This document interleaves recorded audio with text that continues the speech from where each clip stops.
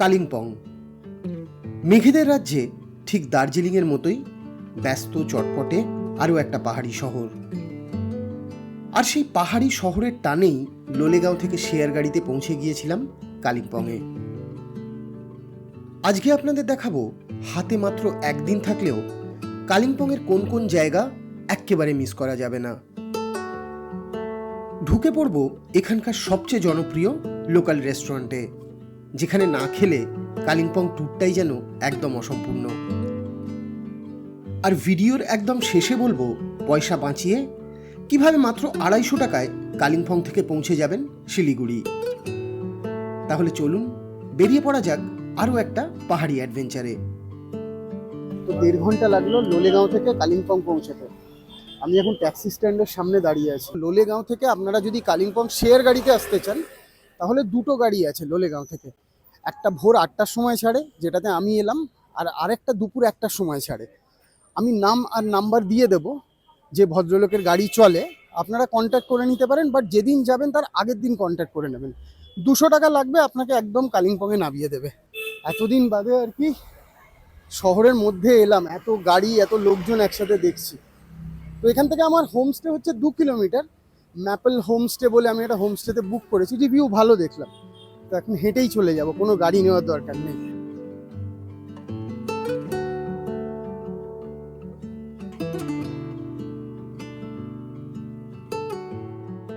তো অবশেষে আমার কালিম্পংয়ের হোমস্টেতে চলে এসেছি, যেখানে বাস স্ট্যান্ডে ড্রপ করলো। ওখান থেকে মোটামুটি 1.9 কিলোমিটার মতো। বাট এই হোমস্টেটা কিন্তু দারুণ সুন্দর। আসুন আপনাদেরকে ঘরটা দেখিয়ে দিচ্ছি। বাইরে দেখুন এরকম সুন্দর ফুল দিয়ে সাজানো আছে। ওপরে এই ব্যালকনিতে আমি দাঁড়িয়ে আছি। আর এই দিকে আপনারা যে গাড়িগুলো যাচ্ছে দেখছেন, এটা হচ্ছে মেন রোড। এমনি কোনো প্রবলেম নেই। এই যে 1.9 কিলোমিটার, সেখান দিয়ে সারাক্ষণ কিন্তু আপনার শেয়ার গাড়িগুলো যায়। 20 টাকা নেবে, আপনাকে বাস স্ট্যান্ডে ড্রপ করে দেবে। তো আপনাদেরকে রুমটা একটু দেখিয়ে দিই। তো বেশ ঠিকঠাক আর কি, একদম পরিষ্কার একটা রুম, আর বেশ বড়। মেন রোডেরই ভিউ এদিকে, আর বাথরুমটাও ঠিকঠাক। তো এই হোমস্টেটার নাম হচ্ছে ম্যাপেল হোমস্টে। আমি গুগল থেকেই দেখে বুক করেছি, খুব ভালো রিভিউ দেখলাম। একটা সিঙ্গেল রুম বেসিক্যালি। আমি দিচ্ছি হচ্ছে 1500 টাকা, তার মধ্যে আমি 500 টাকা অ্যাডভান্স দিয়ে রেখেছিলাম। বাট প্রপার্টিটা দেখে আমি কিন্তু যথেষ্ট খুশি। মানে ফ্যামিলি নিয়ে থাকার জন্য কিন্তু একদম আদর্শ জায়গা কালিম্পংয়ে। হোটেল থেকে বেরিয়ে গেছি। ফার্স্ট ডেস্টিনেশন কালিম্পংয়ের, যেটা সবচেয়ে ইম্পর্টেন্ট, দুরপিন মনেস্ট্রি। এখান থেকে আমার হোমস্টে থেকে দেখাচ্ছে হচ্ছে 2.9 কিলোমিটার্স। তো আমি হেঁটেই চলে যাচ্ছি, আমি তো গাড়ি ভাড়া করব না। জানি ইতিহাসের কচকচানি খুব একটা ভালো লাগে না, বাট কালিম্পং জায়গাটা কিন্তু অত্যন্ত হিস্টোরিক্যাল একটা জায়গা। 2-3টে কথা আমি বলে দিচ্ছি। এই কালিম্পং একসময় কিন্তু সিকিমের পার্ট ছিল, তারপরে ভুটানের পার্ট হয়ে যায়। তো 1865 সালে ইন্দো ভুটান যুদ্ধের পরে ব্রিটিশাররা এটা কিন্তু আবার নিজেদের আন্ডারে নিয়ে চলে আসে। ব্রিটিশ টাইমে এটা কিন্তু একটা বিজনেস হাব হয়ে ওঠে। মানে টিবেট, নেপাল, ভুটান এর সাথে কিন্তু রেগুলার বেসিসে কালিম্পংয়ের ব্যবসা হতো। এই রুট দিয়ে ব্যবসা হতো। খুব জমজমাট একটা জায়গা ছিল, এখনও জমজমাট। বাট এই কারণে আর কি এখানে কালিম্পংয়ে তিব্বতী বলুন, লেপচা বলুন, নেপালি বলুন, সব রকমের কালচারের একটা সংমিশ্রণ দেখা যায়। এখানের বিল্ডিংগুলোতে যেরকম বুদ্ধিস্ট টাচ দেখা যায়, তেমনি কিন্তু কলোনিয়াল স্ট্রাকচারও দেখা যায় ব্রিটিশ আমলের। তো এই হচ্ছে এখানকার ইতিহাস। এখনও কিন্তু কালিম্পং অ্যাজ এ প্লেস ভীষণ ইম্পর্টেন্ট।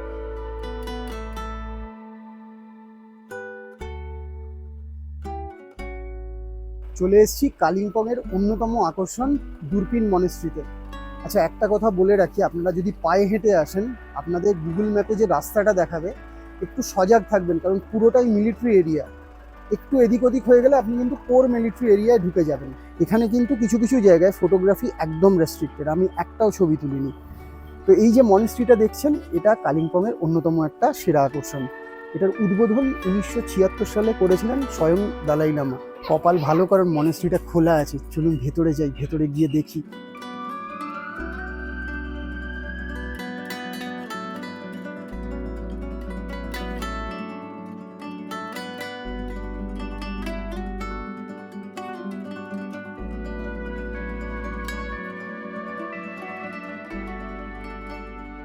মনেস্ট্রিটা কিন্তু অত্যন্ত সুন্দর। মানে কালিম্পংয়ে এলে অবশ্যই কিন্তু দুরপিন মনেস্ট্রিটা আসবেন। আর পিছনে দেখুন একটা সার্কেল দেখতে পাচ্ছেন, এটা কিন্তু অ্যাকচুয়ালি একটা হেলিপ্যাড। আর যে ইয়েলো কালারের বিল্ডিংগুলো, এগুলো কিন্তু বৌদ্ধ মঙ্করা এখানে থাকে। পুরো মিলিটারি এরিয়ার মধ্যে কিন্তু জায়গাটা। এখানে আপনার একটা আলাদা চার্ম আছে, অসাধারণ লাগবে আপনার। দূরবীন মনেস্ট্রি থেকে প্রায় 2.5 কিলোমিটার পায়ে হাঁটলাম। তো এখন চলে এসেছি 2.5 কিলোমিটার দূরে দূরবীন ভিউ পয়েন্ট, আরও একটা অ্যাট্রাকশন কালিম্পংয়ের। এই যে সামনে দেখুন দূরবীন ভিউ পয়েন্ট। প্রবলেমটা হচ্ছে যে আজকে এতটাই ক্লাউডি হয়ে আছে যে কোনো ভিউই পাওয়া যাবে না। আরেকটা ব্যাপার হচ্ছে এটা কিন্তু ডিফেন্সের ল্যান্ড, পুরোটা আর্মি এরিয়া। তো এই জায়গাটাতে ছবি তুলতে পারেন, বাট যেখানটা দিয়ে আপনি আসবেন সেখানে কিন্তু ছবি, আবারও বলছি, বুঝে তুলবেন।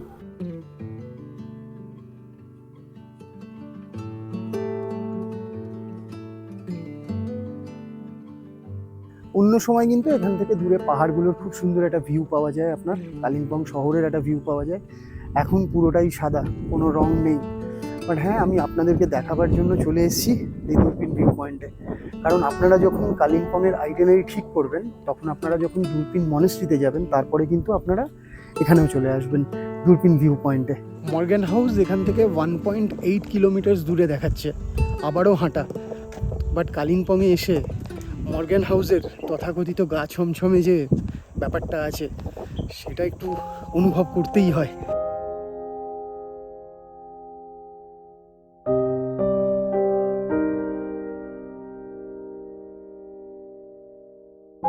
হাঁটতে হাঁটতে এবার চলে এসেছি কালিম্পংয়ের সবচেয়ে গা ছমছমে জায়গায়। আমার পিছনে আপনারা দেখছেন মর্গ্যান হাউস। অনেক কিছু আপনারা শুনেছেন এই মর্গ্যান হাউসের ব্যাপারে। আর পরিবেশটাও আজকে অদ্ভুত, মানে পুরো চারদিকে মেঘ হয়ে আছে, মেঘগুলো উড়ে আসছে, পুরো বিল্ডিংটা মাঝে মধ্যে ঢেকে যাচ্ছে মেঘের মধ্যে। একদম মানে পরিবেশটাও গা ছমছমে পরিবেশ। পিছনে যে জানলাগুলো যদি আপনারা দেখতে পারেন, এরই মধ্যে কিন্তু একটা ঘর ছিল মিসেস মর্গ্যানের। কান পাতলে অনেকে বলেন যে এখনও শোনা যায় রাত্রিবেলা কিন্তু পিয়ানোর টুংটাং। কতটা সত্যি কতটা মিথ্যে সেটা আমার কোনো আইডিয়া নেই, বাট এখানে থাকবেন কি করে সেটা বলে দিই। যদি আমার মতো বুকিং না করে আসেন, ভেতরে কিন্তু ঢুকতে দেবে না, এই গেটের বাইরে থেকেই আপনাকে ছবি তুলতে হবে। কোন ওয়েবসাইট থেকে বুক করতে পারবেন? WBTDCL এর ওয়েবসাইটে যান, ওখান থেকেই কিন্তু আপনি মর্গ্যান হাউসে বুক করতে পারবেন। এখানে একটা জিনিস বলি, মানে খুব কাকতালীয় যদিও, আমি যতবার কালিম্পংয়ে মর্গ্যান হাউস বুক করেছি প্রত্যেকবার কোনো না কোনো কারণে আমার ট্রিপটা ক্যান্সেল হয়ে গেছে। জানি না এর পিছনে রহস্য কী, কোনো রহস্য থাকলেও থাকতে পারে। আর মর্গ্যান হাউসের ঠিক পাশে রয়েছে একটা গলফ কোর্স। অবশ্যই এখানে ঢুকতে আমার দেয় বলে মনে হয় না, কিন্তু এখান থেকে বাইরে থেকে আপনি দেখতে পারবেন। এইদিকে হচ্ছে মর্গ্যান হাউস, এইখানে হচ্ছে গলফ কোর্স, আর যদি খিদে পায় তাহলে সামনে হচ্ছে ক্যাফে। মর্গ্যান হাউসের ঠিক পাশেই আর্মি ক্যান্টিনটা আছে।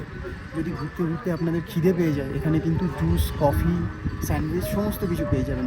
এটা আর্মি চালায়, বাট আমি এখানে খাচ্ছি না, আমি একটা স্পেশাল জায়গায় খাবো। 2 কিলোমিটার হাঁটার পরে আলটিমেটলি চলে এসেছি কালিম্পংয়ের সবচেয়ে আইকনিক রেস্টুরেন্ট। আমার পিছনে আপনারা দেখতে পাচ্ছেন ক্যাফে কালিম্পং। আর এই রেস্টুরেন্টটা কিন্তু স্পেশালাইজডই টিবেটিয়ান বলুন, চাইনিজ বলুন, নেপালিজ বলুন, এই ধরনের খাবারের জন্য। চলুন গিয়ে আগে খাওয়া যাক।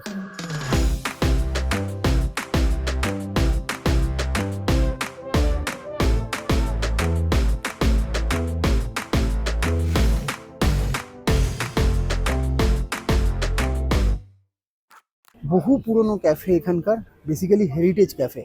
আর খাওয়া দাওয়ার সাথে সাথে ভিউটা দেখুন, পিছনে আপনার কিন্তু পুরো পাহাড়ের 360 ডিগ্রি ভিউ পাওয়া যাচ্ছে।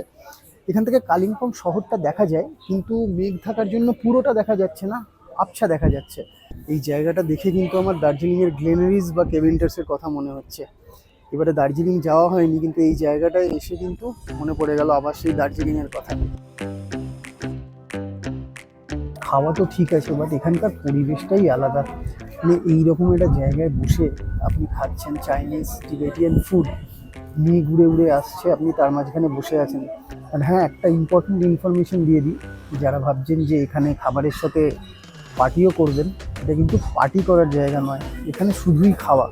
এখানে কিন্তু অন্য কোনো ড্রিঙ্ক পাওয়া যায় না, শুধুমাত্র এখানে সফট ড্রিঙ্কই পাওয়া যায়। পর্ক মোমো বলছেন ওনারা, বাট বেসিক্যালি এটা আমার দেখে মনে হচ্ছে পর্ক ডাম্পলিং। কারণ মোমো ছোট হয়, ডাম্পলিংগুলো বড় হয়, একদম সাদা ভর্তি পর্ক। তো ফার্স্ট কাজ যেটা, সেটা হচ্ছে এখানে একটা কামড় দেওয়া, গন্ধ বেরোচ্ছে রীতিমতো, রেজিস্ট করা প্রবলেম হয়ে যাচ্ছে। 3 রকমের সস দিয়েছেন, এই যে সমস্ত প্লেটের মধ্যে নিয়ে নিয়েছি। আর এবার ফার্স্ট বাইট, দারুণ খেতে। ভিতরে একদম পর্কের স্টাফিং ভর্তি। গন্ধটা দারুণ। অনেকদিন বাদে পর্ক খাচ্ছি, সত্যি ভালো খেতে। এই জন্যই আপনার কালিম্পংয়ে আমি যে হোমস্টেতে আছি, ওই দাদা কিন্তু আমাকে বললেন আপনি অবশ্যই ক্যাফে কালিম্পংয়ে যাবেন এবং ওখানে লাঞ্চটা করবেন। খুব ভালো খেলাম, মানে আমি পর্ক ডাম্পলিংটাই খেলাম, আর কিছু অর্ডার করিনি, কারণ এটা খেয়েই পেট ভরে গেছে। তো এটার দাম কিন্তু শুনলে আশ্চর্য হয়ে যাবেন, মাত্র 150 টাকা। আর 150 টাকায় কিন্তু পেটও ভরে গেল।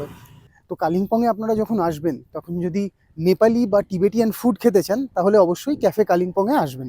এবার একটু বাজারের দিকে যাচ্ছি। এখান থেকে 1.1 কিলোমিটার দেখাচ্ছে, যথারীতি পেট ভরে গেছে, হেঁটেই যাব, কোনো ট্যাক্সি, কোনো গাড়ি, শেয়ার গাড়ি কিচ্ছু করব না।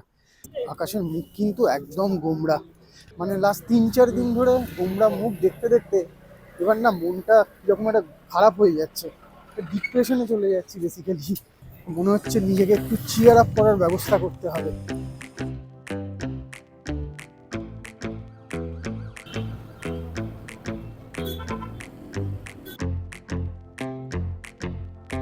ট্যাক্সি স্ট্যান্ড কিন্তু এটাই, মানে লাইন দিয়ে গাড়ি দাঁড়িয়ে আছে।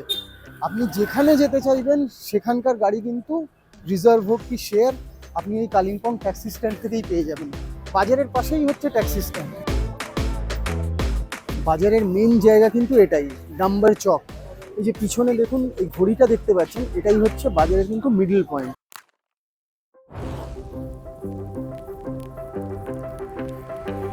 তো ডাম্বার চক থেকে সোজা একটু নিচের দিকে চলে গেলে আর কি মেন বাজারটা। চারদিকেই বাজার, কিন্তু ওই বাজারটা বেশি জমজমাট। মানে আমি যখন আসছিলাম লোলেগাঁও থেকে কালিম্পং ঢোকার আগে, আমি দেখছিলাম বাজারটা কিন্তু দারুণ, বিভিন্ন ধরনের জিনিস বিক্রি হচ্ছিল ওখানে।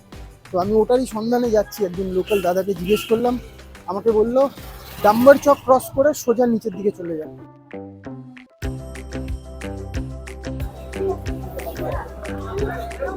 এবার মনে হচ্ছে মেন বাজারে ঢুকছি, কারণ ভিড়টা কিন্তু অনেক বেড়ে গেল।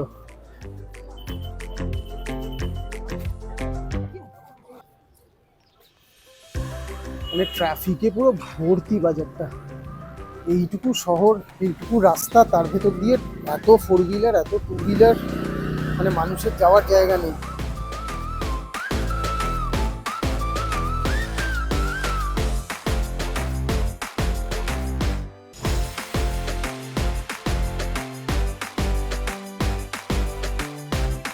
এবার মনে হচ্ছে সবজি বাজারে চলে এসেছি, মানে এই লেভেলে ঘুরছি যে কালিম্পংয়ের সবজি বাজারে ঢুকে গেছি। যে দেখুন কাণ্ড, পুরো চারদিকে ফুল টুল সব বিক্রি হচ্ছে। আরও এগিয়ে দেখি মাছ মাংসও দেখতে পাবো হয়তো। লোকাল মার্কেটে তো ঘুরতেই হবে সেখানে গিয়ে, নাহলে জায়গাটাকে চিনবো কি করে। এইটা হচ্ছে মেন হাব আমার যা মনে হচ্ছে। হ্যাঁ ঠিক বলেছি, দেখুন একদম, মানে এটাই হচ্ছে মেন জায়গা। এখানে দেখেই বুঝতে পারছেন জমি আপনি কিন্তু জিনিসপত্র কিনে নিয়ে যেতে পারবেন।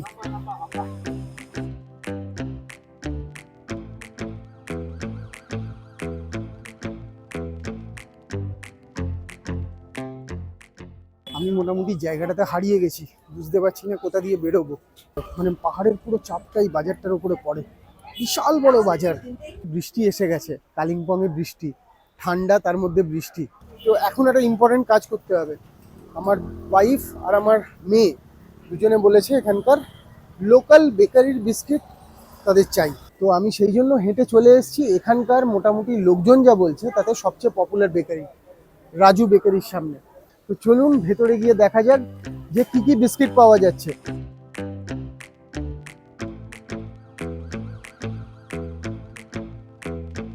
আমার কোনো আইডিয়া ছিল না, বাট আমি এখানে এসে যেটা করেছি সেটা হচ্ছে, এখানে এরকম 500 গ্রামের প্যাকেট আছে 140 টাকা। এখানকার ভালো ভালো যে বিস্কিটগুলো আছে সমস্ত মিক্স করে দিয়েছে, প্লাস আমি এখানে এরকম 2টো ডোনাট নিয়ে নিয়েছি। এগুলো থাকবে 3-4 দিন থাকবে। তো আমি এগুলো নিয়ে নিয়েছি, টোটাল 190 টাকা বিল হয়েছে। বাট প্রবলেমটা হচ্ছে বাইরে বিশাল বৃষ্টি হচ্ছে, আপনারা দেখুন এখানে ভয়ঙ্কর বৃষ্টি হচ্ছে। কালকে সকালে এনজেপি যেতে হবে, পরশুদিন অফিস, জানি না কিভাবে কি হবে। বাট হ্যাঁ, এখনও ওই রাজু বেকারির মধ্যেই আছি। দেখি এরপরে 2 কিলোমিটার হেঁটে হোমস্টেতে যেতে হবে।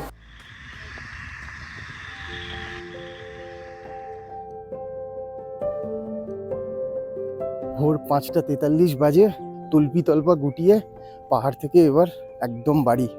আমার ফ্যামিলির কাছে যাব, আবার অফিসের কাজ শুরু করব। এখন হেঁটে যাব স্ট্যান্ডে, স্ট্যান্ড থেকে দেখব যে আমাদের এনজেপির গাড়ি ছাড়া শুরু হয়েছে কিনা। আর যদি ছাড়া শুরু হয় একদম ভোর ভোর বেরিয়ে যাব।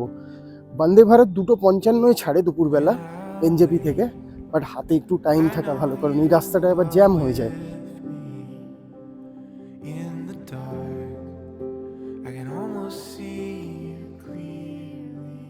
স্ট্যান্ডে আপনারা এখানে চলে আসবেন, কালিম্পং ট্যাক্সি ড্রাইভার্স অ্যাসোসিয়েশন। এখান থেকে কিন্তু আপনারা শিলিগুড়ির শেয়ার গাড়িগুলো পেয়ে যাবেন। তো এখন বাস ছাড়ছে একটা, বাট এই শেয়ার গাড়িগুলো কখন ছাড়বে কে জানে, কারণ কাউন্টারে কিন্তু কেউ নেই এখনো পর্যন্ত। এই যে টিকিট কাটা হয়ে গেছে শেয়ার গাড়ির, 250 টাকা করে লাগছে। আসার সময় 200 টাকা করে লেগেছিল। আমি শুনছি কেউ কেউ বলছে যে 12টার পর থেকে আর কি ভাড়াটা 50 টাকা কমে যায়। কারণটা হচ্ছে এখন 8 জন নিয়ে নামবে, আর যখন ওখান থেকে আসবে পানি ট্যাঙ্কির মোড় থেকে তখন 12 জন নিয়ে আসবে। এই সামনে গাড়ি দিয়ে দিয়েছে, আর আমি কিন্তু সামনের 2টো সিট দুজনের ভাড়া দিয়ে बुक করে নিয়েছি। भैया थोड़ा बता दीजिए ना, ये टैक्सी ड्राइवर्स एसोसिएशन से कहाँ कहाँ का शेयर गाड़ी मिल जाएगा? सिलगुड़ी तक मिलेगा और सिक्किम के लिए मिलेगा, साउथ वेस्ट। कौन कौन सा जगह? जोरथांग, हाँ, जोरथांग, पेलिंग, पिलिंग, ये सब मिल हाँ, सब जाएगा। मिलेगा इधर से। अच्छा, और साइट सीइंग किसी को करना है कालिम्पोंग में, वो भी आपका सब इधर से हो जाएगा। हाँ, करा देगा। और गैंगटॉक का काउंटर उस साइड में है ना? हाँ, वो नीचे वाला नीला उधर- है ना? हाँ, उधर से आपका গ্যাংটক का গাড়ি মিলেगा। গ্যাংটক। থ্যাংক ইউ ভাইয়া। আপনাদের বাসের কাউন্টারটাও দেখিয়ে দিই। এই সামনে এইখানে হচ্ছে শেয়ার ট্যাক্সির কাউন্টারটা, এইটা হচ্ছে শেয়ার ট্যাক্সি। আর বাস যদি বুক করতে চান তাহলে এইখানে চলে আসবেন, এই যে north Bengal state transport corporation, এনাদের কাউন্টার আছে এখানে, এই কাউন্টার থেকে বুক করে নিতে পারেন। আর প্রাইভেট বাস যদি বুক করতে চান তাহলে এখানে ত্রিবেণী বাস বুকিং কাউন্টার, এখান থেকে বুক করে নিতে পারেন। সমস্ত জায়গাকার গাড়ি আপনি কালিম্পংয়ে নিশ্চিন্তে পেয়ে যাবেন। তো গাড়ি মোটামুটি ফুলই হয়ে গেছে, একজনের জন্য আমরা ওয়েট করছি। ওই একজন চলে এলেই আর কি আমরা চলে যাব এখান থেকে। এই ট্রিপে আর কি পুরোটাই শেয়ার গাড়ি করেছি। আমি প্রত্যেকটা ডিটেলস কিন্তু ডেসক্রিপশনে দিয়ে দেবো, আপনারা প্রত্যেকটা ভিডিওর ডেসক্রিপশন চেক করে নেবেন, তাহলে আপনাদের কোনো সমস্যা হবে না।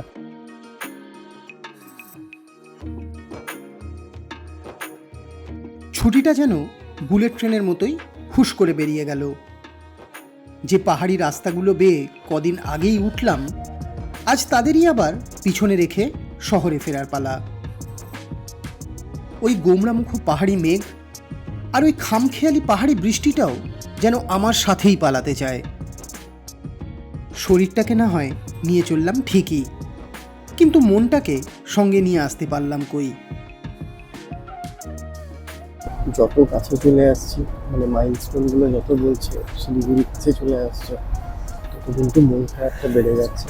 ওপরে বুঝতে পারছিলাম না, কিন্তু যত আস্তে আস্তে নেমে যাচ্ছি তত মনটা কিরকম খারাপ লাগছে।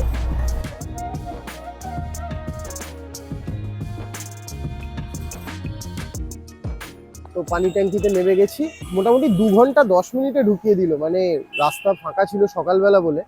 উল্টো দিকে দেখুন, ওই যে উল্টো দিকটায় আপনার ওখান থেকে কিন্তু কালিম্পংয়ের গাড়িগুলো ছাড়ছে, আর এই সাইডে আমাদেরকে নামিয়েছে। এখান থেকে শেয়ার ক্যাবও পেয়ে যাবেন আর আপনার বাসও পেয়ে যাবেন। এইটা কালিম্পং যাবে। দাদা, কালিম্পংয়ের বাস এখান থেকেই যায়? এই যে এইখান থেকে আপনারা কালিম্পংয়ের বাসও পেয়ে যাবেন। এই বাসটা কিন্তু কালিম্পংই যাচ্ছে। পানি ট্যাঙ্কির মোড়ে এসে দাঁড়ালেই হবে, এখানে শেয়ার গাড়ি বাস দুটোই আপনারা পেয়ে যাবেন। এই যে দেখুন কালিম্পং লেখাই আছে। শেয়ার গাড়িতে 200 টাকা করে ভাড়া, বাসের ভাড়াটা জিজ্ঞেস করছি। দাদা, বাসের ভাড়া কত করে? বাসের ভাড়া কত করে? 130। 130 টাকা হচ্ছে বাসের ভাড়া, আর 200 টাকা হচ্ছে শেয়ার ক্যাবের ভাড়া। এই পানি ট্যাঙ্কির মোড় থেকেই পেয়ে যাবেন। সবে 10টা 16 বাজে, তো যেখানে নামালেও ওই পানি ট্যাঙ্কির কাছেই ব্রেকফাস্ট করে নিলাম। আর তারপর ভাবলাম এত যখন টাইম আছে পায়ে হেঁটেই স্টেশন চলে যাই। এখান থেকে 3 কিলোমিটার মতো দেখাচ্ছে, ওই আধ ঘন্টা থেকে 35 মিনিট লাগবে। করারও কিছু নেই, টাইম কিল করতে গেলে হেঁটে যাওয়াটাই বেটার অপশান। আমি প্রত্যেকবার ভাবি আপনাদের দেখাবো যে এনজেপি স্টেশনের কাছে থাকতে গেলে, মানে ধরুন আপনাদের ট্রেন আছে, আপনারা স্টেশনের একদম ঢিলছোড়া দূরত্বে থাকতে চাইলে কোথায় থাকবেন, প্রত্যেকবার মিস করে যাই।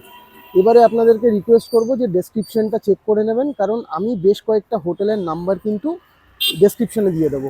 আমি এরকমই একটা হোটেলের বাইরে দাঁড়িয়ে আছি, এই হোটেলটার নাম হচ্ছে প্রিন্স লজ। তো জাস্ট এটা নয়, এরকম আরও 3-4টে হোটেলের আমি নাম্বার দিয়ে দেবো ডেসক্রিপশানে। এখন এনজেপি স্টেশনের সামনে চলে এসেছি। এই টাইমটা একটা অদ্ভুত ফিল হয়, যখন যারা যাচ্ছেন আর কি তাদেরকে দেখি আর মনে হয় কয়েকদিন আগে আমিও এরকমভাবে গেছিলাম। আমি শিওর যে আপনাদেরও এরকম মনে হয়।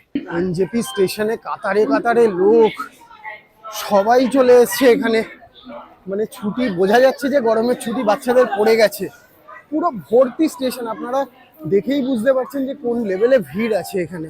এই বন্দে ভারত দিয়ে দিয়েছে, এখানে লেখাই আছে বন্দে ভারত 4 নম্বর প্ল্যাটফর্মে।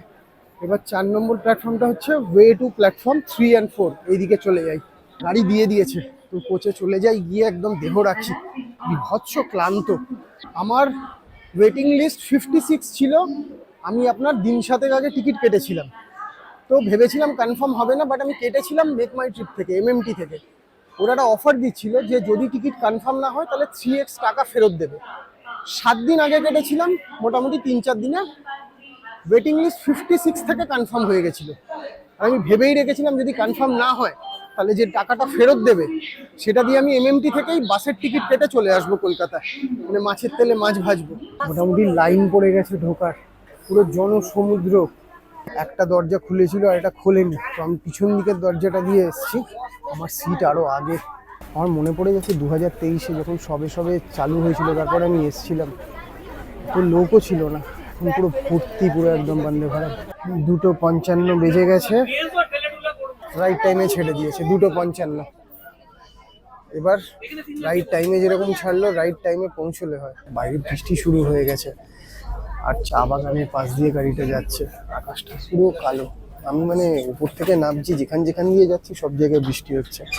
সার্ভিস কিন্তু সুপার কুইক হয়ে গেছে, আধ ঘন্টার মধ্যে খাবার চলে এসছে। মানে আগের বার আমি যখন বন্দে ভারতে এসছিলাম এনজেপি থেকে হাওড়া পর্যন্ত, তখন একটু ঘেরিয়েছিল, কিন্তু এবারে জানি না, সব রকম পরিবর্তনের সাথে এই পরিবর্তনটাও চোখে পড়লো। 15 মিনিটে জল, আধ ঘন্টায় খাবার। ক্যারামেল পপকর্ন আমি না দেখেই বলে দিতে পারি কি দিয়েছে। এতে সেই বিখ্যাত কচুরিটা আছে, এখানে টিয়ের কিট, এই জিনিসটা নতুন, মুড়মুড়া, কে জানে, ঝালমুড়ি টালমুড়ি দিচ্ছে হয়তো এখন। আর এখানে ম্যাঙ্গো ড্রিঙ্ক। আগে কিন্তু ডায়েট ছিঁড়ে দিত, এখন কিন্তু সেটা ঝালমুড়ি হয়ে গেছে, মানে পরিবর্তন ভালো আর কি। 4টে বাজে, 2:55 ছেড়েছিল। ফার্স্ট স্টেশন হচ্ছে কিষানগঞ্জ, এখন কিষানগঞ্জ ঢুকছে। স্টেশনে নেমে গেছি, বাট আমি না বন্দে ভারতের এই জিনিসটা ভয় করে, একবার দরজা বন্ধ হয়ে গেলে ব্যাগ ট্যাগ সব ভেতরে থাকবে আর আমি স্টেশনেই থেকে যাব। আর হ্যাঁ, দরজা বন্ধ হওয়ার আগে একটা অ্যালার্ম দেয়, ওই অ্যালার্মটা শুনে ঢুকে যেতে হবে। পাহাড় ছেড়ে কলকাতার পথে এগোতে এগোতেই শেষ করছি আমার এই সিরিজের লাস্ট ভিডিওটা। যদি ভালো লাগে তাহলে রিকোয়েস্ট করব চ্যানেলটাকে সাবস্ক্রাইব করে অবশ্যই বেল আইকনে ক্লিক করার জন্য। তাহলে ফিরছি আবার কোনো নতুন ডেস্টিনেশন নিয়ে। ততক্ষণ ভালো থাকুন, সুস্থ থাকুন আর আনন্দে থাকুন। নমস্কার।